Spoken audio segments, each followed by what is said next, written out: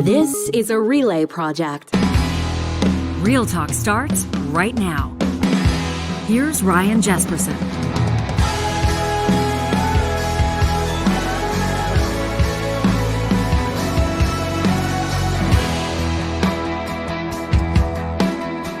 Alberta's burning.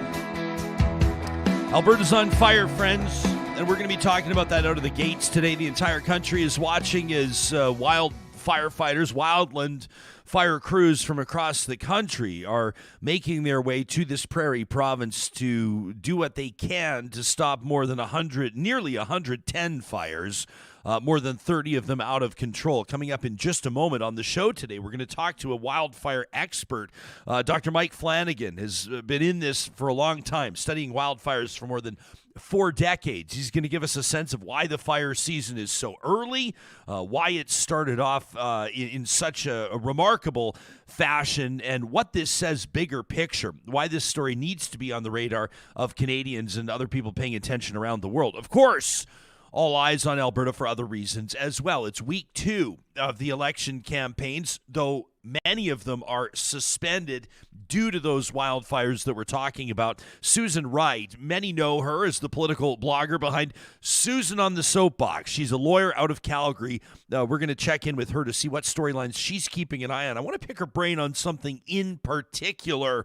A lot of you have been in touch with the show looking for comments on whether or not it's appropriate, whether or not it's passable, whether or not you can stomach the fact that Alberta's United Conservative Party is not campaigning, in other words, not including in its platform some of the biggest conversation pieces, the subject matter of some of the then Premier Danielle Smith's biggest musings over the past number of months. Of course, right now we refer to her as the leader of the United Conservative Party. She wants to be Premier, Danielle Smith does. So does Rachel Notley.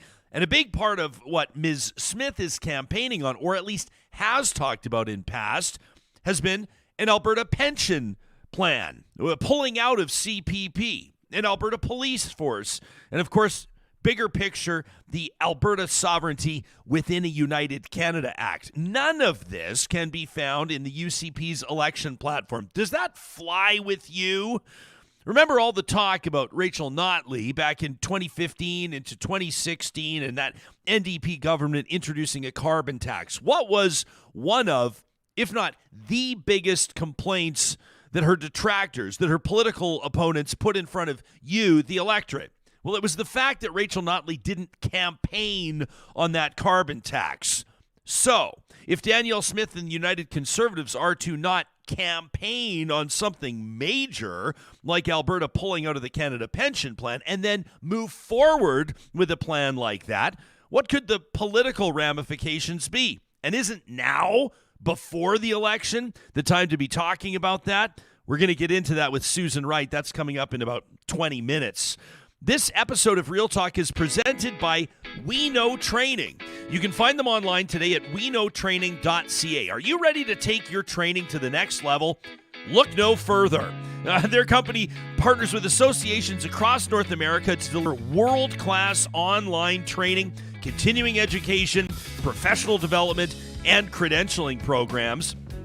They've got top-of-the-line LMS software, and with that, associations and regulators can generate new revenue streams and support their operations by monetizing their training programs. Now, this enables them, of course, to fund new initiatives and create even more exceptional training opportunities. But wait, there's more! Association members can also benefit from We Know Training programs by enhancing everything to do with, well, staying current with their latest professional development trends. Of course, you want everybody to become and stay an expert in their respective fields, right? If you're an association leader looking to create new opportunities for your members and your organization, don't miss out on an exciting chance to partner with We Know Training. You can give them an email today at partnerships@weknowtraining.ca to learn more and start your training journey today. Well, this has been the big story across the country over the weekend, maybe with the exception of the coronation of King Charles and Camilla. Johnny, did you wake up early on Sunday, by the way, and pay attention to that at all? Is that something you watched? No, I caught the highlights on Twitter though. It's awfully awkward how they put the crowns on. It's so like ancient, and just the way, and God save the king. I guess that's kind of the point of it. It's right out of a movie. It's really strange. I heard a number floating around, and I don't know if this is true. I don't know how this is possibly true, but I heard people saying, including experts, I'm talking journalists, correspondents, saying that the cost of this event was upwards of $500 million. $500 million spent on the coronation of King Charles III and Camilla. So I don't know, man.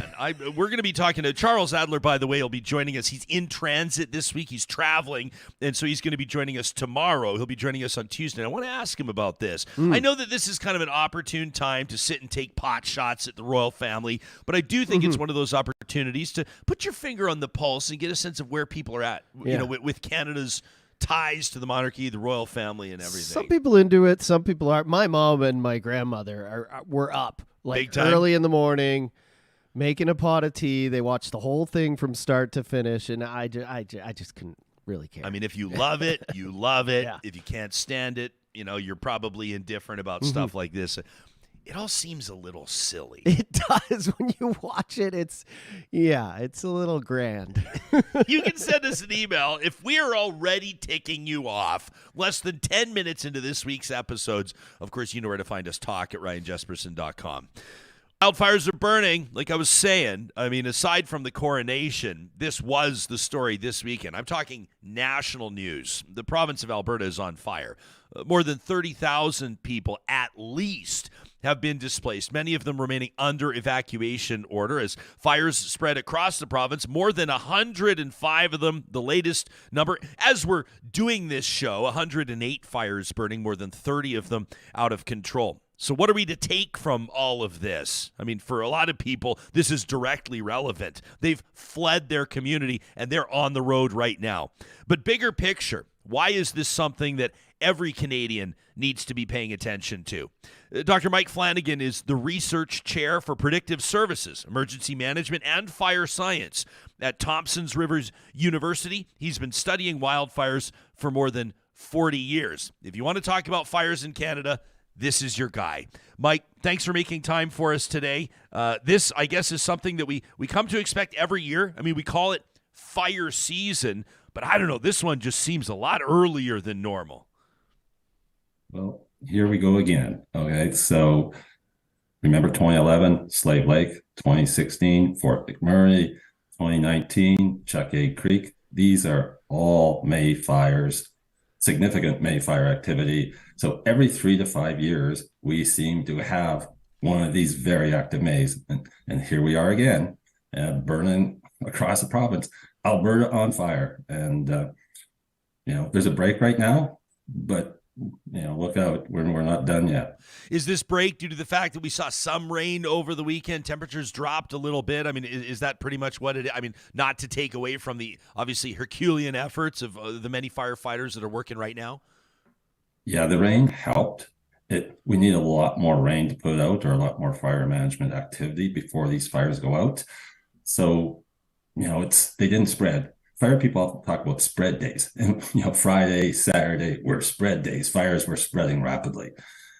Weather like yesterday, they didn't really do much, and the winds are fairly light. But the concern is we're going to heat up, okay? And how much? It's a bit fuzzy yet, but it looks like another heat event's coming later this week into the weekend, and then followed by a cold front. And this is kind of prime recipe for another flare-up. There's 3 things you need for a wildfire: vegetation, fire people call it fuel.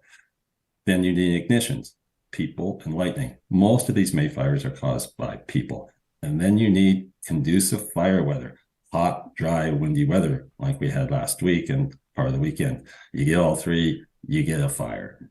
And you may ask, why is May so busy? Okay. And in Canada, Alberta is the only jurisdiction with May as the busiest month.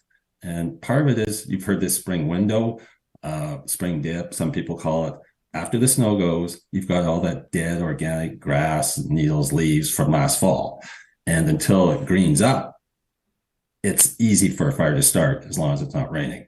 So all across Canada this happens, but it's more pronounced in Alberta for a couple of reasons. One, we get weather patterns that are very conducive to fire. These southeast winds we've had the last few days, big high pressure to the east, Arctic high pressure with dry air. And then you get a low pressure to the west, and then you get these strong winds. And that's exactly what happened. And it happens time and time again. And the second thing is, well, Saskatchewan might get something very similar, but they don't have the population. They don't have the human footprint on the landscape. Oil and gas, forestry, recreation. There's a lot more communities, railways. There's just a lot more people. When there's people, there is fire. So that's why Alberta has busy Mays. We've got an audience member here live chatting on our YouTube channel. M8 says, well, none of these fires are deliberately set. I mean, we don't know that actually, but goes on to say, but I'm sure some of them are certainly human caused. Off-highway vehicles, cigarettes are two of the most common causes. We've heard that before, that even the spark from a hot exhaust pipe on a quad or a Jeep could, in theory, start a fire. When you say a lot of these are human caused, are you talking about arson?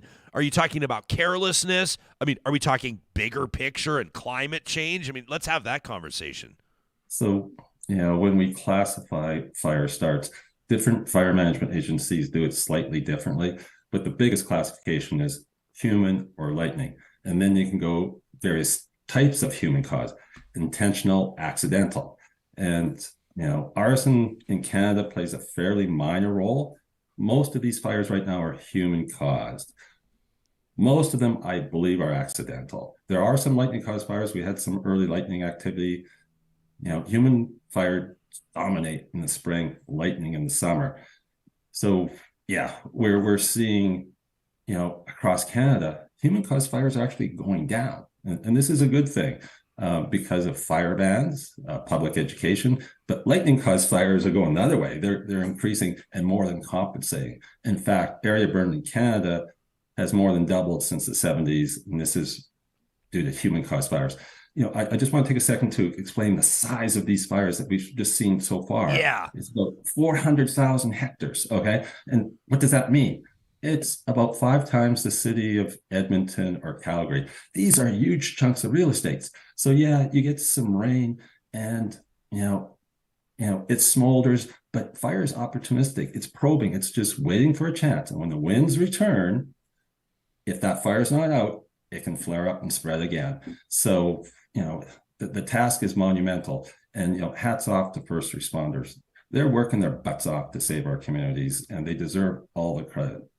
Mike, I mean, obviously we'll say, when I ask you, is there anything we can do about this? I mean, if these big ones, I mean, you talk about the history, even just in the past 10, 11, 12 years in Alberta, you're mentioning some pretty huge fires. We're talking billions of dollars of property damage. Is there anything, I mean, you'll say, be more careful. Don't flick your cigarettes. Don't be an idiot while you're camping, that kind of thing. Observe fire bans and the like. But we've seen some communities. I know Jasper has done a lot here, like cleaning up and clearing out some areas where there is a lot of tinder, trying to keep those forests, I don't know if the proper word is manicured, but at least there's a lot of townships that are staying on top of that type of thing. I mean, what do we know about preventative measures and how realistic are those in the bigger context of keeping some of these fires from starting in the first place? So human-caused fires are preventable, and fire bans should be observed. But there's another step. It's called forest closure. Not popular, okay, because it means you shut down all industrial activities and all recreational activities. Where there's no people, there's no human-caused fires.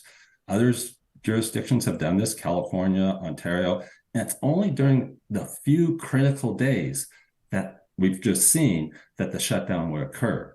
And that keeps people out of the forest and helps prevent, these starts. A couple other things. You've heard Fire Smart Canada. There's a website, and they have 7 principles to help communities and homeowners reduce the risk of wildfire. Early warning systems. I believe I was on, the radio a week ago saying, look out, the potential is here for a significant fire activity. And having that early warning or enhanced early warning, then we can call to get resources from Ontario and Quebec, where things are quiet, to bring those extra resources and move them to the places where we think the fires will start. And then, when fires are reported and they're unwanted, close to a community, for example, then they can put them out. When the fires are small, it's easy to put them out. But once they start getting big, like we have now, it's really challenging and takes a lot of time. And it's mostly done by boots on the ground. Those men and women who fight the fires, they're the ones that put the fire out. Dwayne asks a good question. I want to circle back on this. He says, well, what about the people who do say that arson is the cause? I've seen it all over social media, and typically it comes as part of a conversation where someone introduces the idea around climate change, and then somebody else claps back and says, well, it's not climate change. And for those that are listening on the podcast, I'll let them know, Mike, that you just buried your face in your hands for a second. How come? So every fire is investigated. And maybe I'll make a distinction here. Alberta wildfire is responsible for what they call the green zone, forested areas. Municipalities, cities are responsible for those other areas. So every fire in the green zone is investigated to determine if it's lightning, human caused, and whether it was, burning a field or a quad or arson. And yes, there is arson. The numbers are really low. Places like California is a little bit higher, like low, I mean, % or 2 at best. Okay. California might be a little higher. It's a concern, but it's a really minor player in terms of human caused fire starts. Is climate change a factor here? Yes. We see a lot. Okay. Yes, I'll absolutely. let you just go ahead and We're take here. it. Yeah, we're already here. Climate change is here. It's been here for a while, and we're seeing the impacts of more extreme fire weather. I'll go back to the 3 ingredients, okay? The vegetation of the fuel. We can't do much while we try to do stuff around the community. Second, ignitions, humans, lightning. We can't do anything about lightning, though climate change is making more lightning, so we deal with climate change. Third is the weather. We're seeing more extreme fire weather parts of Canada. We're seeing longer fire seasons. We're seeing more lightning. And, as I said, lightning's responsible for most of the area burned in Canada. 80 to 90% of the area burned is due to lightning caused fires, and they're increasing. So lastly, probably most importantly, as the temperature warms, the ability to the atmosphere to suck that moisture right out of the fuel increases almost exponentially. So it means drier fuels, unless we get more rain. We're seeing generally hotter, drier summers. Drier fuels means it's easier for fires to start, easier for fires to spread, and it means there's more fuel to burn, which leads to higher intensity fires like you're seeing on those who are watching, they're seeing on the screen, which are difficult to impossible to extinguish. I want to give a shout out, by the way, that's independent journalist Kyle Brattain. You can follow him online at Kyle Brattain WX. We'll put his Twitter handle and his contact in our show notes on the podcast and on YouTube. Just astounding footage. Mike, how do you think the story changes over the next 3 to 5 to 10 years on how we understand and manage and live amongst these wildfires? Do you see significant changes coming to how cities or towns build or develop or manage these types of things, or how human beings interact with these forests? Yeah, change is already happening, okay? And fire management's always been changing. It's adapting to best practices. And we've moved away from a model of all fire is bad. Okay? And Smokey Bear had kind of 2 messages. Only you can prevent forest fires, good message. The other one is kind of an inference that fire is bad and we have to put it out. Fire is natural, okay? In much of Canada, our forests survive and even thrive in this regime. They have strategies, serotinous cones that open with heat like fire, so you get the next generation. So we shouldn't put out all the fires all the time. We shouldn't fight Mother Nature. We should work with her as much as possible. Of course, if a fire starts 2 kilometers from Grand Prairie, we put it out. But if a fire starts in a more remote area, we get a fire weather forecast. We get a fire growth model, say where will fire go.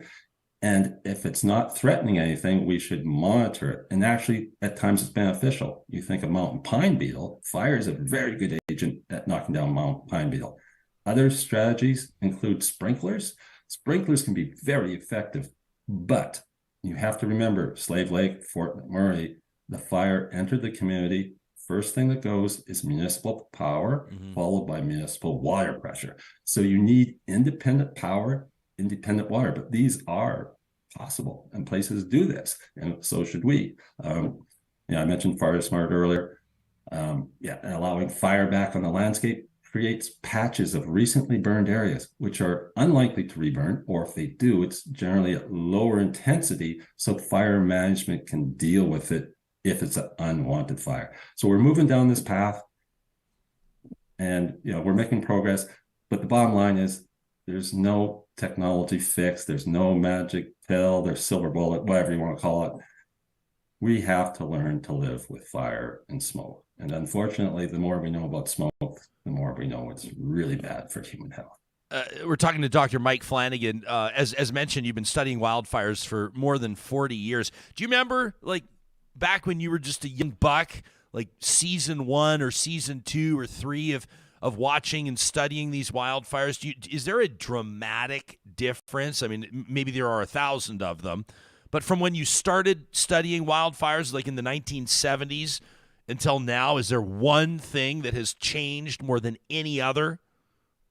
So, and you can talk to fire bosses, old dogs who've been around for 30 plus years, and they say, yes, things are changing. Fires are more intense. And that's my comment as well. Don't get me wrong. We had intense fires in the past. We had pyrocumulonimbus in the past, fire-generated thunderstorms. We had some of those in this recent event in Alberta. These are incredibly powerful, erratic, dangerous fire situations. We had in the past, but we're seeing more of them, so more frequently, arguably more intense. So yes, we are seeing more intense fires and more fire on the landscape, and that is a concern because Slave Lake happened. And there was somebody in the paper, a government official, saying, oh, it's a one-off. It may have been the premier. It won't happen again. And I was in the paper a couple of days later.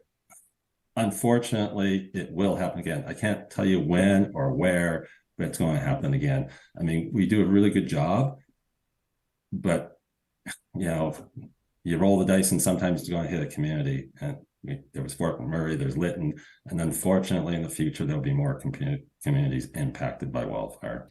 You may not appreciate this last question, Mike, so feel free to just deflect it or tell me that it's not in your... I know you're a wildfire expert. You're not necessarily a political commentator, but these types of situations are often politicized. And I'm going to talk to Susan Wright about this, the political blogger, right after I talk to you about the appropriate response and demonstrations of leadership. I'll note that Danielle Smith and Rachel Notley sat down together the other day with both of their staffs and talked about this collectively. Said Danielle Smith that she met with the leader of the official opposition to share experiences of how to support Albertans during these wildfires. She's made a pledge, Danielle Smith has, to continue to keep Rachel Notley informed of the wildfire situation across Alberta. I think a photo like this goes a long way. But I don't have to tell you that during the Fort McMurray fire, the NDP was criticized for some and oftentimes these are government budgets and these are line items and money's being shuffled around. Right now we have a note from a real talker who says, every time these Alberta emergency alerts are blowing up my phone for yet another wildfire evacuation in the region. I don't know about you, Mike. My phone went off 15 times this weekend, and it's quite a shocking sound. This person says, just remember that the UCP completely cut the Wildland Firefight Rappel program and the firefighter training grant. They cut the budget for seasonal firefighters by 12% last year, losing about 70 staff, and they go on to talk about how that will impact their vote. Now, I'm asking you this, and get into this as much as you like. On the political side of this, with regards to budgets and staffing and capabilities, is Alberta underfunded, understaffed, and thus under-equipped to fight these wildfires? What do you see from your area of study? So, it's a difficult question to answer, and, there's no fence sharp enough that a good Canadian can't sit on, okay? So, you can't do more with less, and budgets were cut, and it does have an impact. How to measure that impact, that's beyond I'm a fire guy, I'm a weather guy, and I want to talk about what's going to come down the path for the fire season. it's a hard question to answer. I mean, Alberta Wildfire is doing the best job they can. They've had cuts, and how much the impact is, I really can't say. I appreciate that, and I appreciate you taking the question, Mike. I didn't ask you to come on and get political, but I had to ask you, and Real Talkers, of course, are putting these questions in front of us. So while we've got the expert in the chair, we want to touch on it. Dr. Mike Flannigan, a wildfire expert for more than 40 years. I know everybody across the country that's covering this wants to talk to you, so we'll thank you for your time and really appreciate your expertise, Mike. My pleasure, Ryan. You got it. You can follow Doc on Twitter at Mike Flannigan. And of course, we'll link to his account in our show notes like we do with all of our guests. Of course, you can also follow our official Twitter account at Real Talk RJ, where we announce our lineup every morning before the show live streams at 8:30 Mountain Time. That's 10:30 Eastern. Of course, Susan on the Soapbox is next, political blogger. She's a lawyer out of Calgary. Susan Wright will join us. And of course, we'll get to some of your comments as well. Matter of fact, let me jump in on one of these now. I saw a comment from Sharon, I think it was, who was talking about the mental health impacts of all of this, and just basically she said, I will tell you this. She said these fires are worrying my little kids, says Sharon, says they're getting stressed with all the alerts, and as well as how close some of these fires are getting to city centers. I talked to some folks yesterday from Edson, Johnny, that were evacuated, and a lot of people in Parkland County. I know that these are local references, but for a lot of our audience, they're going to know exactly where we're talking about. Was your phone going off like mine was this weekend? Yeah, and my partner, Jatinder, she has like PTSD because when we were in Kelowna, it was the first time we experienced wildfires like up close. Oh, man. We could see them Kelowna's seen some huge ones. 4 miles away in the valley, on the mountains. So she's getting these alerts, and I'm not going to lie, she's already got like a go bag packed, even though, the chance is small that this will come into the urban, city center of Edmonton, but it's really affecting her mentally. Yeah. Fires do get treated, of course, differently the closer they get to population centers and things like that. But what was it last week? I think we saw some pretty dramatic footage of a brush fire in the river valley that was, there was an angle to consider, where the video was shot, but it appeared to be basically licking the exterior of the Fairmont Hotel McDonald. It wasn't actually quite as close as it looked, but looked very still, scary. It's unnerving for people. Yeah. And you look at these fire departments and the capabilities they have to fight these grass fires. To a certain degree they can, but also with winds and everything else, they can change in a real hurry. Sharon, talking about the little ones and their anxiety. First On Site is a company that's actually done some polling here, and they released its annual Wildfire Worries survey. We received this back on May 3rd, so this is just a few days old, and they talked to more than 1,500 Canadian adults from across the country, examining their concerns, perceptions, and fears amid these summer wildfire threats. And the survey found that about half of Canadians, you would wonder why it's not more, to be honest, but about half of Canadians, 46%, would categorize themselves as worried about the damage caused by wildfires. So 46% of Canadians worry about this. Now, regional concerns, John, in British Columbia, that number skyrockets to 76% of British Columbians say they're concerned. Albertans are second in line. A bit of a dramatic drop, actually. 55% of Albertans say they're concerned. So BC has seen, Lytton, you remember the town of Lytton essentially burned to the ground, destroyed a couple of summers ago, and then before that 2017, 2018 were bad fire seasons in BC, so that's still fresh with people there. Alberta second, understandably so. Slave Lake, Fort McMurray, Chuckegg Creek, and then it kind of falls off. Quebec 49%, Manitoba, Saskatchewan 38%, Ontario 32%, where you don't see as much fire activity, especially in the early spring. But in regards to, you're talking about the people fighting it, there's also a video circulating, so I forget where it is in Alberta, but because of these high winds and everything, there was a helicopter pilot who was doing some runs fighting some of the wildfires, and just the wind, it wasn't like necessarily a crash landing. Well, it was. He came in too hard and kind of crashed, and there's some video of someone who was watching him come down. And so this is another thing that my wife sees, and just, she feels for the people fighting it, and it just adds to the anxiety and everything you're feeling right now. And it's hard. It's hard for a lot of people right now. I'm trying to be grateful, because, we're kind of in the city center here, so we're kind of protected because it's a lot of cement and it's a lot of, stone. So, but it's really hard because people are scared. That's what I'm saying. You think of the skill being displayed by these pilots. Yeah.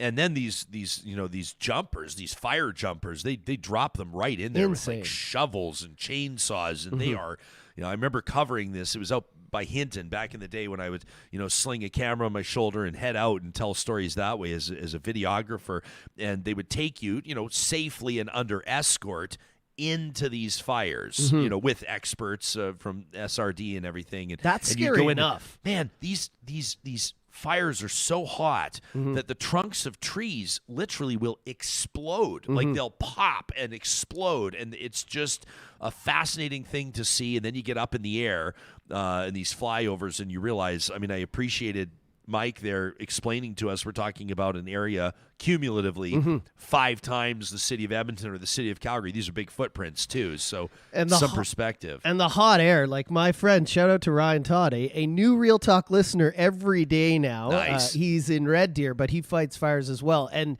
even just training to fight a wildfire, but being in a wildfire, if you've ever had like bad turbulence on a plane, the hot air, flying into these things, let alone fighting them, is a nightmare. Like he said, he threw up numerous times, even in just the training. And then when you actually get into it, it's a whole different ballgame. We're getting some personal stories here in our live chat. Kimberly says that her sister and brother-in-law, they lost their business in Lytton in BC. That was just brutal. You remember the story was like that town had broken temperature records, like national temperature record. I think it was off the top of my head, like 47, 48 degrees. It was wild. And then about a week later, the fire came through there. It was a brutal summer in BC. Lauren, who's a retired fire chief and a great member of our audience here, says he was on scene when a Slave Lake helicopter pilot lost his life. Lauren says that sticks with you. No kidding. Tanya says the parallels to our management and attitudes to the pandemic have me shaking my head regularly. Fire is visual and dramatic, and our response reflects that. That's an interesting point from Tanya. If you're thinking about this, reflecting on this, you can send us an email anytime to talk@ryanjesperson.com. Coming up in just a moment, political blogger Susan Wright. First, I wanted to remind you, if you didn't have a chance on Friday to check out our conversation with a really enthusiastic filmmaker, Raphael Sabarge, joined us to talk about Only in Theaters. This is his documentary on one legendary family's fight to save an iconic Los Angeles theater. Only in Theaters is coming up on Wednesday, screening at Northwest Fest. That's Canada's longest-running independent documentary film festival, and we're thrilled to be supporting it here on Real Talk. Number one, if you're a Real Talk patron, if you support us on Patreon, first of all, thank you. And second of all, check your email because you've got an exclusive promo code to go see Only in Theaters free. You and a guest, check your email. The details are there. That's coming up on Wednesday. But, of course, you can also grab a ticket online at northwestfest.ca. For the first time ever, Northwest Fest International Documentary Festival and the Rainbow Visions Film Festival are screening back-to-back. That means you can check out both festivals at Edmonton's legendary Metro Cinema between now and the middle of May. You can find all the details again at northwestfest.ca. Some of the hottest films from some of the biggest film festivals around the world, including Sundance and South by Southwest. Circle Friday on your calendar. That's when we're going to be sitting down, welcoming back to the show a good friend, Omar Mualim. He's going to talk to us about his project. Have you heard about this one? The Lebanese Burger Mafia. Everybody's buzzing about it. He's been working on it for a long time, a labor of love. And, of course, for good reason. He's getting a lot of attention on that. I'm looking forward to it. Do you have plans for Mother's Day coming up? Friesen Brothers wants to let you know that every single one of their Fresh Market stores is going to be hosting an all-you-can-eat Mother's Day brunch featuring your favorite traditional brunch treats, as well as special desserts created by their Red Seal chefs. All of it available for just $25 a person. Did we mention all you can eat? And every mom in attendance will receive a complimentary flower to make her feel extra special. But that's not all. On Saturday, May 13th, a special demonstration featuring a giant 200-pound Swiss cheese wheel They're going to cut it at all of Friesen Brothers Fresh Market stores. You ever seen a 200-pound cheese wheel before, pal? No, I don't even know. Like, how big is a 200-pound cheese wheel? It's enormous. Maybe it's more dense than we think. I'm picturing kind of like an off-road truck tire. About that size, like a 33-inch tire? I saw a 100-pound one at the Italian Center once when they had their anniversary, and that was enormous. So 200 must be. Well, hey, no surprise that Friesen Brothers is doing it bigger and better than them.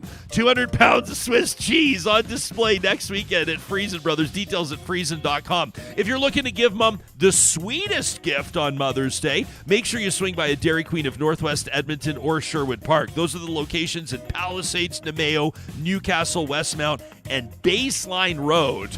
We learned a few weeks ago that Baseline Road sells more DQ soft serve than any other DQ in the country.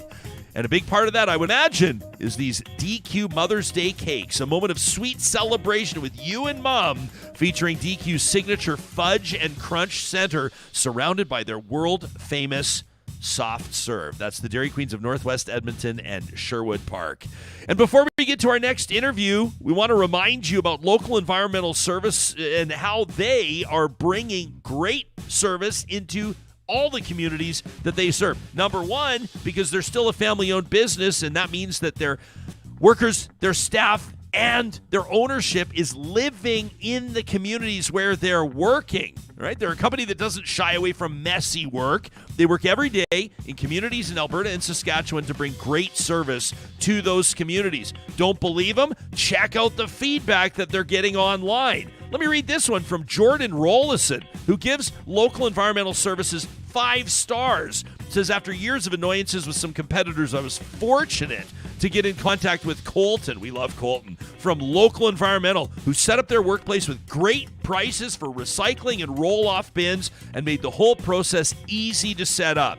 Jordan goes on to say the drivers are friendly, accommodating, easy to deal with. Says the dispatch team was great as well. I can't recommend this business enough. Genuine people. 5 stars from Jordan for Local Environmental Services. Of course, I don't have to tell you, they sponsor Trash Talk every Friday. Right here on Real Talk. You can get your rant to us by emailing talk@ryanjesperson.com. The politics of wildfires. Sometimes it feels tacky and inappropriate to talk about, but the fact of the matter is Alberta's on fire as election campaigns continue.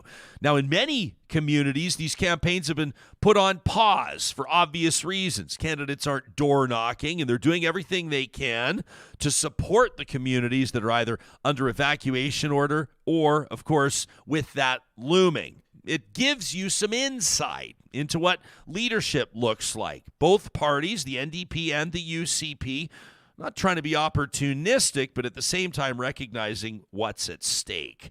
Keeping an eye on all of this is a Calgary lawyer and a political blogger by the name of Susan Wright. You've probably read her takes at susanonthesoapbox.com. She's worked in the energy sector for 30 years and, of course, finds that there's never a shortage of material to write about here in the Prairie Province. It's been a while since you and I have connected, and it's wonderful to have you back on the show. Thanks for making time for us. Well, thank you very much, Ryan. As you said, it has been a while. We've been doing house renovations. My place has been all disrupted and it's a mess. But it's nothing compared to what the residents and the townspeople of Alberta have been going through. It's shocking when you think about it. And I was listening to John's story about his wife and the things that people are experiencing as they're running from these fires. This is huge. This is big. And I applaud the parties for taking basically being decent enough to say we need to pause in certain places out of respect for and to help the people that are being so severely impacted. Now, I noticed today in the paper that Danielle Smith is going to be reaching out to the federal government for assistance. I think that's great.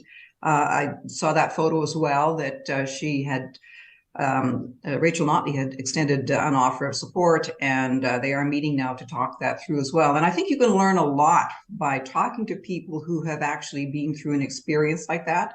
The one question I have, though, when you see them coming together in a crisis, I really wish that they could come together, the parties could come together at the federal or the provincial level or municipal level more frequently and be more cooperative in the way they address issues, because it shouldn't take a major crisis where people are fleeing for their lives to have the politicians who are responsible for keeping us safe to actually get their act together and say, hey, can you give me a hand? Yeah, but you know the same thing that I'm about to say, and that doesn't sell with the base. It's not sexy and salacious. It's hard to lob hand grenades at your political opponents while you're working with them at the same time. We lament this often on the show, kind of the current state of politics, where we really don't seem to see that kind of stuff anymore, that cooperation across the aisle. Yeah, you're right about that. And I think what's starting to happen is while the base, certain elements of the base, and this is probably true across all parties, do like to see their leaders going after the other side, many more people are getting fed up. And I talk to, my daughter, for example, she's in her 30s. I talk to my friends, and they're sick to death of seeing people trying to make political points when the work that needs to be done is stalled. And you can look at that from the perspective of this wildfire. You can look at it from the perspective of healthcare. Just two big ones right there to think about. Couldn't we get more done if we were trying to learn from each other as opposed to tearing each other down? I mean, why is it that every single time a new party comes into the legislature, be it Danielle Smith's UCP replacing Jason Kenney's UCP, we have to start from scratch, rip things down, change things, and then pick up and carry on? If these people were running a corporation and they kept revamping everything the previous CEO had done, they would be fired. Their shareholders would be gone. Then they'd be saying, can you not accomplish something new? Do you always have to put your own stamp on something the last guy did? Build on it, make it better. Don't keep tearing it apart. Yeah, I mean, we've seen that, right? And I mean, you're alluding to this, but with, the heads, the directors, the bosses, so to speak, with agencies and boards and commissions, and oftentimes, maybe not as much. I mean, there was a reasonably significant amount of change from the Jason Kenney watch to the Danielle Smith watch, but especially when you have a more significant partisan shift, right? When you go from the conservatives to the New Democrats, or the New Democrats back to the conservatives, then you see, what you might describe oftentimes as the cleaning house. Mm-hmm. And sure, okay, you're looking at a new leader coming in and wondering if they can trust their deputy, the deputy minister of a certain department. But there's no need to take a sort of a holus bolus approach to clean out everybody. Let's go back to this fire. There are people on staff in the government right now who went through the entire Fort McMurray fire. They would have a really good understanding, firsthand understanding of what it takes to make this work.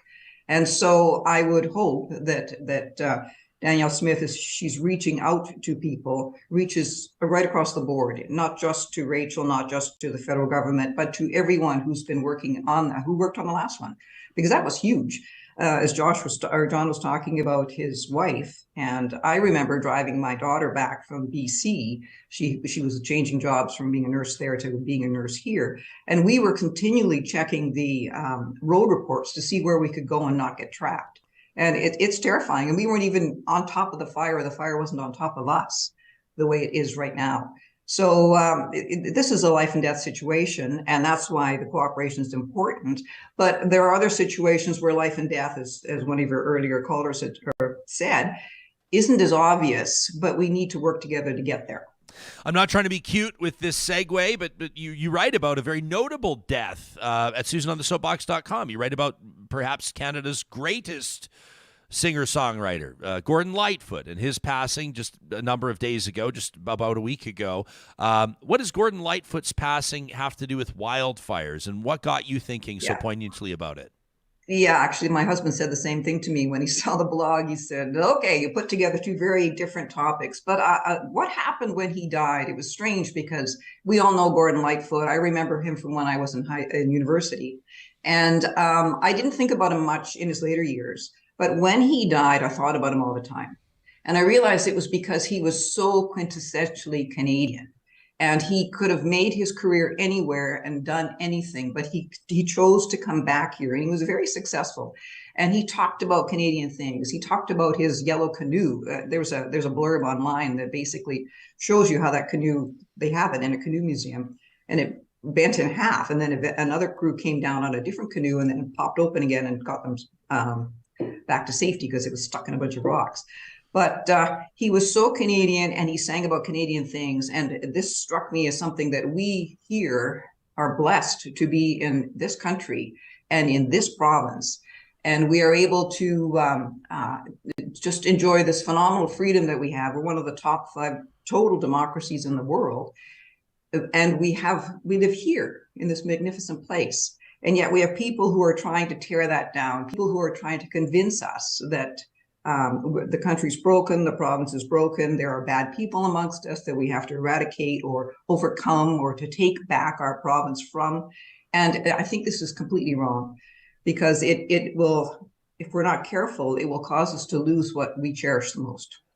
Yeah, I mean, you talk about take back. It's been trademarked, right? It's capital T, capital B. Take back Alberta, and this is driving significant developments within the United Conservative Party. They're not doing it illegally. They're doing it in democratic fashion. They're taking control of constituency associations. They've taken control of the board, and they're putting a real stamp on the identity of the party.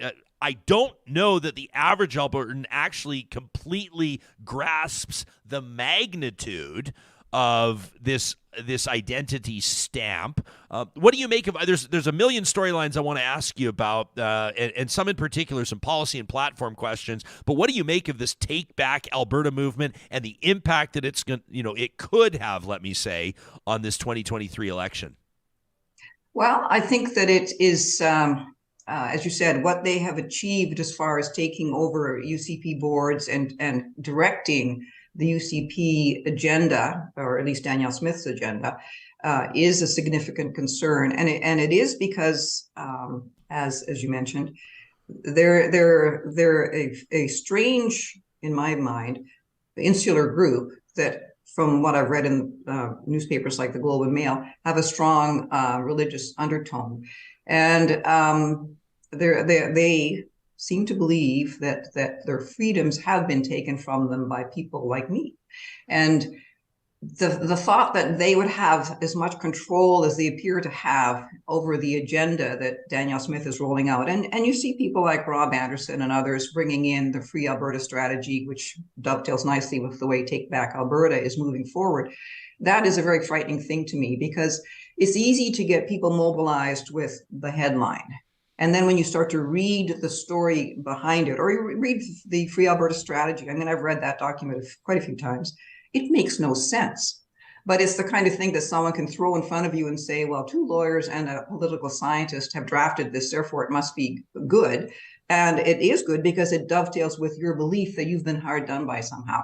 So the fact that, now I saw this on Twitter, so you always have to be a little careful when you see certain things on Twitter, but I do recall seeing a little post that was put up there by people in the Take Back Alberta group who said, when you go to UCP rallies, do not wear your Take Back Alberta t-shirt or say that's who you are, because the media is trying to make us out as something we're not.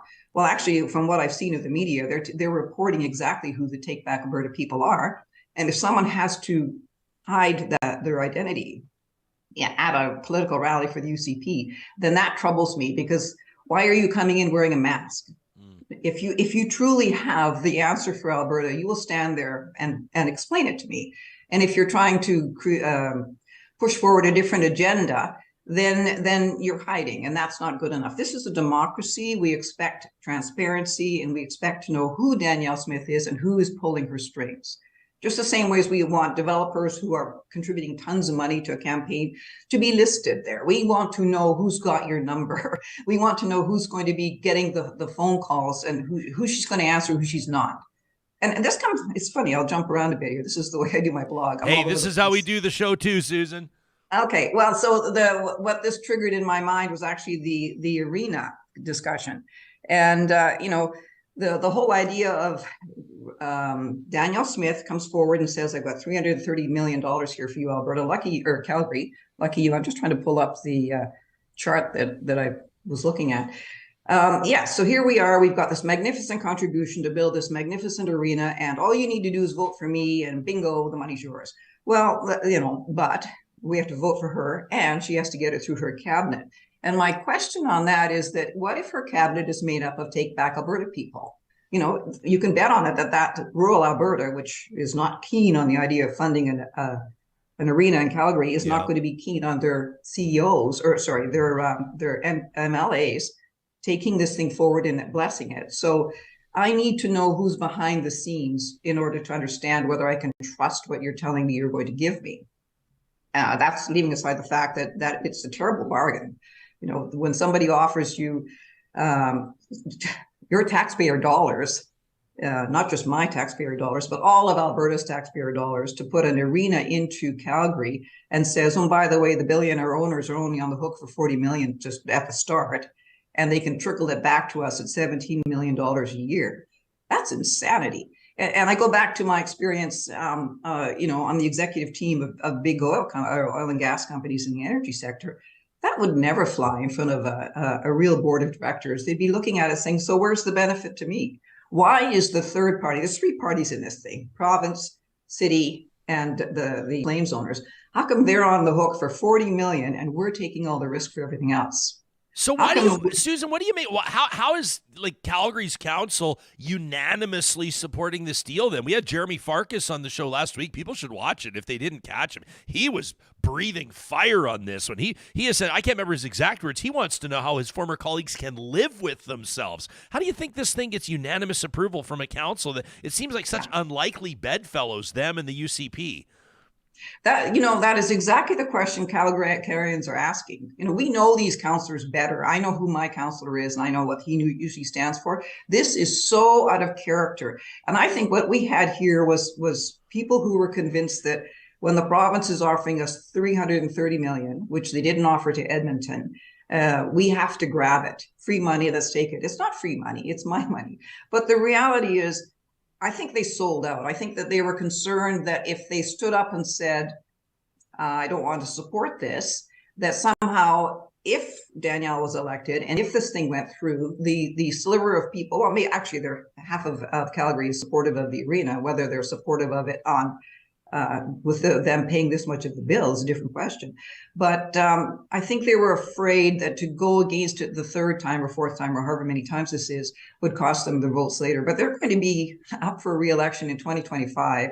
If this goes ahead, there will be a massive hole in the ground. We will be seeing the cost overruns coming rolling in the door over and over again. And these guys are going to pay. I read a blurb that Councillor Cara put out, and it made no sense. It made absolutely no sense as far as this was a better deal than the last one. Well, in the last one, the Flames were on the hook for a lot more money.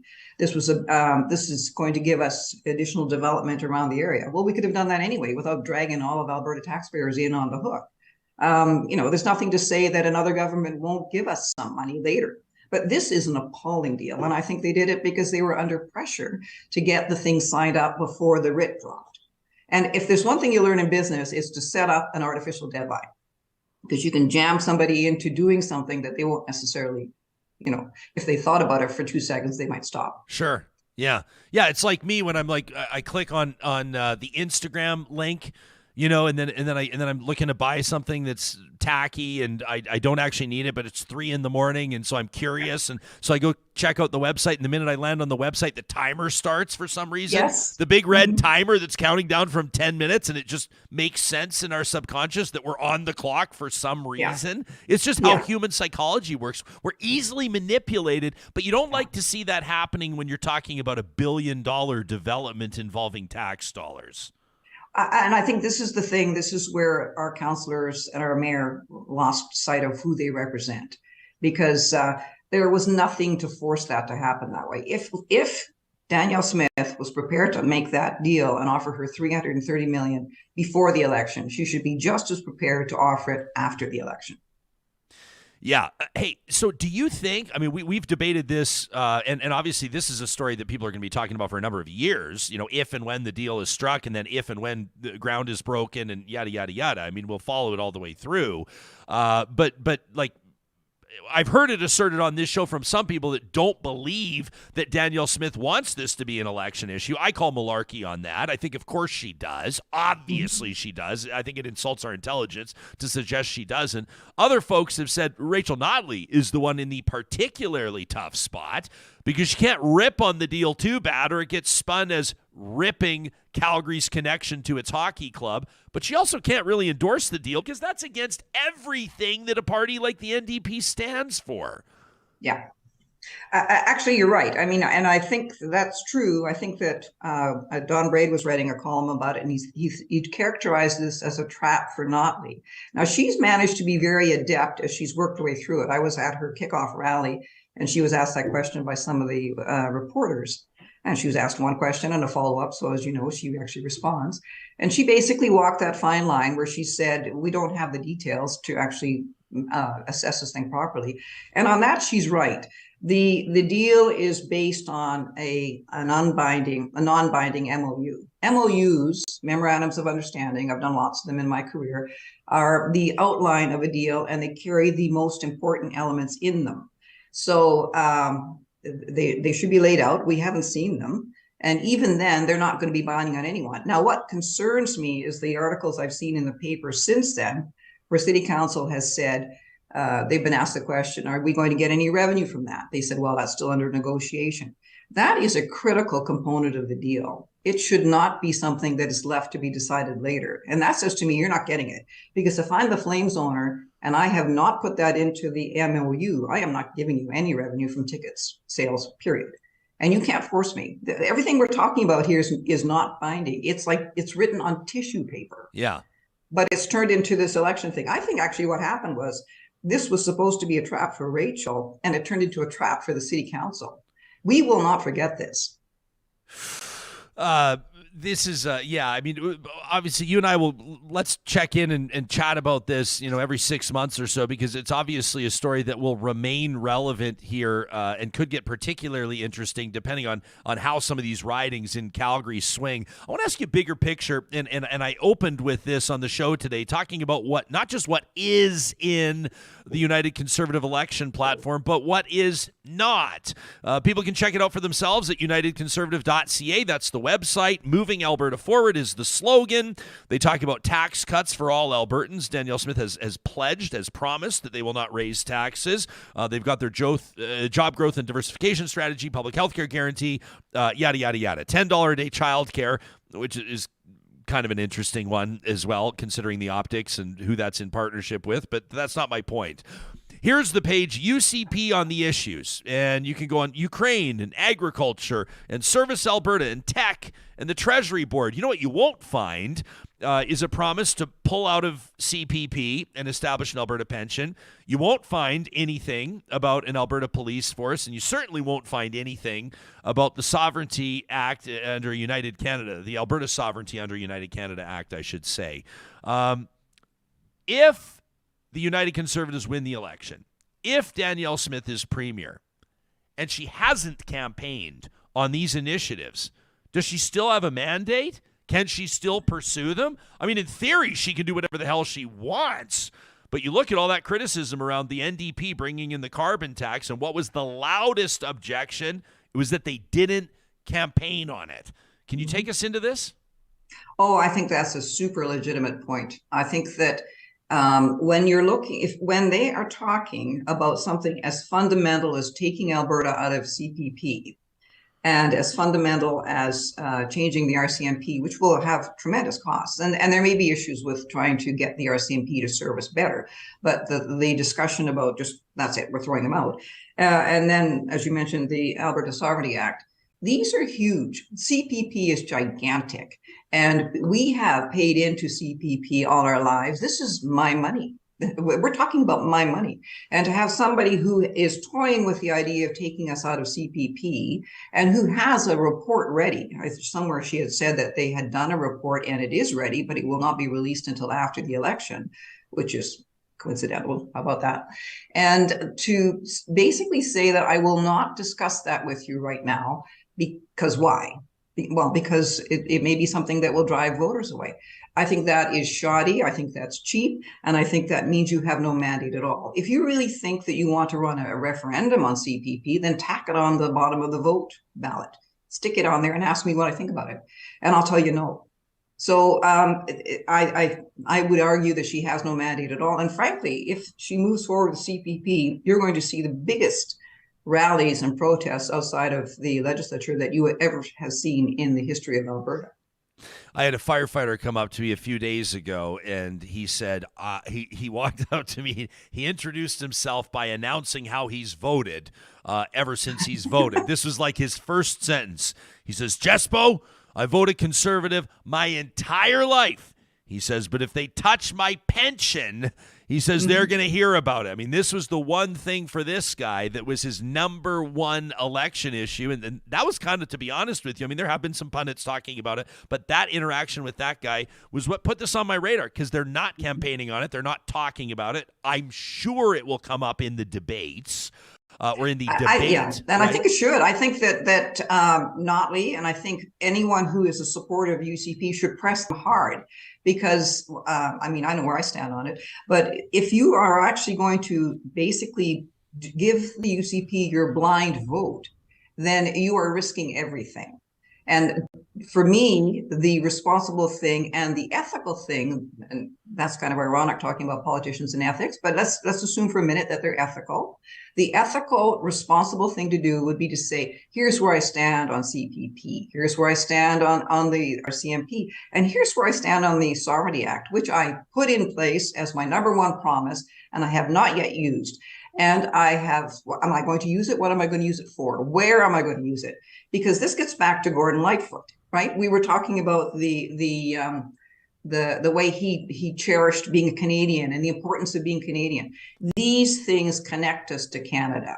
And to basically say, I'm going to toss that away without even asking your permission is irresponsible and unethical. We've kept you longer than we asked for, but I got to ask you about one final thing. You write about it again. People can check out SusanOnTheSoapbox.com. They have to follow you on Twitter at SusanSPBX. I like that. You were ahead of the trend, by the way. All the fancy restaurants, they're eliminating all the vowels in their titles. But you were doing that on Twitter way before. You were in attendance. I guess it was, a few weeks ago, April 18th, right? At the Calgary TELUS Convention Center. Kind of a neat format for people that weren't aware of this report to the community event. It was Calgary's mayor, Dr. Jyoti Gondek, interviewing both Rachel Notley and Danielle Smith. Now, the interviews were separate, so they didn't treat it like a debate, but I credit both party leaders for showing up to that, and I think that some people may have been surprised that Danielle Smith agreed to sit down with Jyoti Gondek, or vice versa, because if you listen to the rumors, they're not exactly tight. They're not exactly aligned on all their priorities right now. What was most notable of that event for you, and what really jumped out at you? Actually, that was a really good event. Like you said, the format, the venue was perfect. Rachel went first. She did her spiel. She had a lot of good things to say. Then along came Danielle Smith. And Jyoti was very professional in the way she asked the questions. We didn't learn anything new from Danielle Smith. But the one thing I noticed, which was interesting, was that this event that was headline bill. This is the big deal. And when I got up to leave after it was over, a good chunk of the audience had already left. And that struck me as very strange, because this woman is campaigning to be the premier of the province. We all knew this. We put in the time to show up downtown and to observe this. So unless everybody had to pick up kids at daycare, it struck me as strange that many people would leave. So not only did she not have the full attention of the audience at the end, but what she was telling us was old stuff. She hinted at the arena, but most of it was old stuff. And what she also talked about, which spooked me a bit, was how influential her chief of staff, Malcolm, I think his name is Malcolm Smith, was in setting the parameters for her treatment, the involuntary treatment, involuntary incarceration, or whatever you want to call it, of people who are suffering from drug addiction. That took up a lot of airspace, and it bothered me because I thought, who is this man, and how does he have this much influence over the premier of the province, who has the power of the state to do what she wants to do? So those were the two highlights for me as far as what really hit home. Are you familiar with his story? I am. She told us his story. Yeah. So I've never interviewed him individually. Like, I don't have a firsthand experience in talking with him. My understanding is that he was on the street. This is what she said. She said Malcolm would be fine if I told you this. He was on the street for 4 years in East Vancouver, and a cop gave him a choice of going into rehab or going to jail. And that part of it changes a bit depending on when you hear it. But the bottom line was he chose to go into rehab, and he's been clean ever since. And my point is, that's great for Malcolm. It works for Malcolm. It doesn't mean it works for everyone else. Yeah, Marshall Smith, by the way. Sorry? Marshall Smith. Marshall, thank you. Yeah. But it doesn't mean it works for everyone else. And it's scary to think that one person in her staff can determine policy that will govern us all. Mm. Yeah, that's kind of like, that's another story flying under the radar, and I take that as like an assignment for a show like this to do more justice to that story. And the Tyee has done some reporting on this. People can check it out.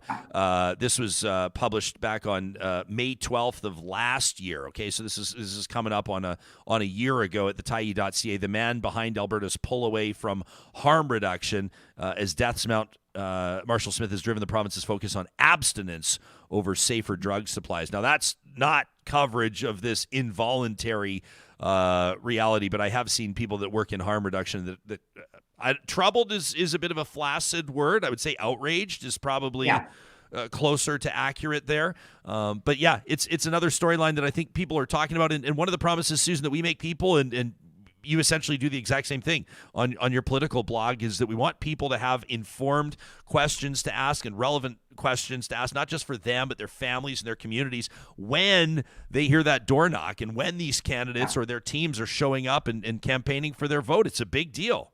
Mm-hmm. Yeah. Well, that's right. And that's what I was thinking about when we were talking about the arena discussion. My vote means something. It is valuable. So before I hand it over to you, I want to know what you're going to do with it. Absolutely. You can read Susan Wright's work, excellent work, at susanonthesoapbox.com, and you can follow her on Twitter as well. For 30 years, she's worked in the energy industry. She obviously has a great command and understanding what she's talking about in politics and business, a lawyer and political blogger, and a great friend of the show. Are you out of the woods? I mean, I know you never want to ask anybody a question like this. You got to find some wood to knock on. But with regards to this home reno, I know that there were some twists and turns. Finally, the plumbing disaster is fixed and the paint is finally finished. Okay, and all the electrical and knob and tubing is now gone. Oh, that's it. Oh, so you restored is a beautiful old home that's now got all the modern touches? Yeah, well, the insurance company said they wouldn't insure us unless we fixed it. So that was kind of, Well, now you can rest easy as well. So that's great. You're all up that's to date. Right. Awesome, Susan. Thanks again. Thank you. Bye-bye. You bet. That's Susan Wright. Susan on the Soapbox. You can let us know what you think about that interview. And by the way, if you missed me talking to former councillor Jeremy Farkas, you remember he was a candidate for mayor when Jyoti Gondek won that last municipal election. You can find it. That interview was a week ago today. The need to know storylines, the Alberta election issue. That was our super episode, John, last Monday on May 1st. That was when the writ dropped, and of course, officially kicking off election season in Alberta. And so we had a great episode there. I know a lot of you checked it out on YouTube and on the podcast. And Jeremy Farkas came in. I was impressed with him, and I think that a lot of audience members, even the lefties, like a lot of people, we got feedback from a lot of people. I would say that episode more than any other, I would say in the past couple of months, we got more feedback on that one. And from a lot of people saying, I expected to bristle. I remember these were someone's exact words. I expected to bristle at the sound of Jeremy Farkas's voice. And they said that they emerged really impressed with what he brought to the table. So great episode. Sometimes you get people out of politics. And for him, I would say for now, I don't think that Jeremy Farkas is going to be out of politics forever, but it frees them up in a certain way to speak a little bit differently. And I mean, this is a liberated guy that was talking. And of course, you can check that out on YouTube, on our channel. Thanks for subscribing in advance or anywhere you get your podcasts. This conversation was presented by Mike and his team at Eden Landscaping. They're online at landscapeedmonton.ca. That's where you can check out their portfolio and get a sense of what they do. What you'll notice when you're there, again, landscapeedmonton.ca, is that they've got so many different applications of their design ability and, of course, that construction as well. You can go ultra-modern. You can pursue that more natural beauty. Maybe you want the big boulders or the water features in your yard. Is it stunning stonework? Maybe a new patio that you have envisioned? They do it all at Eden Landscaping. They're designing spaces that you can entertain in, spaces that are butterfly friendly, spaces that can produce food, spaces that represent a fusion of need and style. This is why they keep earning the return business and referrals of clients that have been with them for the more than 20 years they've been doing business. We're proud here at Real Talk to partner with Eden Landscaping at landscapeedmonton.ca. Hey, all this talk about wildfire, it's got us thinking about our friends at Complete Care Restoration. I mean, this is the team that sits there, and you can tell on their faces they care about their clients and customers. And so when they hear about fire damage, or when they hear about a flood, or when they hear about somebody opening up a wall for a renovation and discovering it's full of black mold or asbestos, they feel that. You can tell they care about the outcome. They care about your satisfaction. We've seen it firsthand. They built this studio of ours, and that's why, after seeing them in action, we can recommend them with 2 thumbs up, an unreserved endorsement for Complete Care Restoration. If you find yourself in a jam, make them your first call. You can get in touch with Complete Care Restoration at 780-454-0776. If you're a professional engineer that's looking for a change of pace, maybe an entirely new career opportunity, right now you need to go to apexautomation.ca. They're hiring. You can click on the link to learn more and apply to join their team today. This is a company that puts people over profits. It's a company that prioritizes giving people back their time, not just their clients, but their team members as well. And considering that they're leading the charge in automation across the country, it goes without saying that the career opportunities are plentiful, and the opportunity to grow your career is everywhere at Apex Automation. Whether you're looking to get into autonomous vehicles and machinery, robotics, remote terminal units, whether you want to work in BC, Alberta, the U.S., Apex has a fit for you today. If you're just coming out of an engineering school, maybe down at the University of Calgary, the University of Alberta, UBC, or elsewhere, check out apexautomation.ca today. The first show of every week, our friends at Kuby Renewable Energy give us a chance to just focus on the positives, right? To take a look outside of the regular news cycle and fill our buckets with something good. We call it Positive Reflections. And we have an amazing story today out of Bristol, England. Have you seen this one? A remarkable rescue. This is a stranded dog that will see, we hope, many more sunrises thanks to a heroic effort from the firefighters at Temple Fire Station in Bristol, England. They were called out to Yate Quarry. Now, this is obviously a very ominous-looking type scenario. For those of you listening on the podcast, this is a cliff. This is a drop straight down. And this little fella, he's a 9-month-old Springer Spaniel, had somehow found his way. He had fallen after tumbling down the walking path while on an evening stroll with his human companions. John, can you imagine that happening in front of you? You would be distraught. So they call the fire department, and thanks to training and experience, a firefighter was winched down with a harness, lowered down the steep side of the quarry to rescue this stranded pup. Now, it had fallen at least 30 feet. That's 10 meters, which meant the firefighters had to set up a custom winch setup. Now, thankfully, despite sustaining a broken leg, which isn't great, the dog suffered what they're characterizing as minor injuries and will make a full recovery. This video that we're showing you is actually captured in part by the police department's drone squad. They were there, and the number one thing everybody's talking about right now is that tail wagging.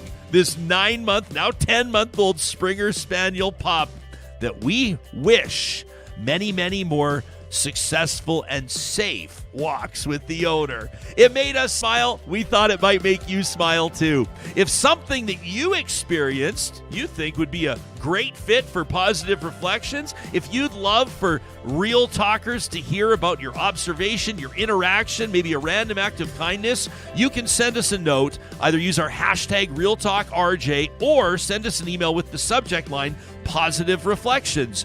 It's presented Mondays on Real Talk by our friends at Kuby Renewable Energy. They're hiring too. You can check out the link at kubyenergy.ca. Coming up on tomorrow's show, he's in transit today, and so Charles Adler's going to join us on a Tuesday. We'll talk about the coronation of King Charles, plus we'll get into it, politics, week 2 of the Alberta election campaigns. A little bit later on this week, you already know this if you subscribe to our email via our website at ryanjesperson.com, Public Safety Minister Bill Blair's going to join us. We're going to talk to Palestinian-Canadian organizer Musa Kaskas. And don't forget, Omar Mualim is going to tell us all about his feature film, The Lebanese Burger Mafia. If there's a story you'd love to hear on Real Talk and you're not hearing it yet, you know where to find us. And thanks to everybody that rates and reviews this podcast wherever you download it. Make it a great Monday, friends, or whatever day it is when you're catching this episode. And thanks for being a part of Real Talk.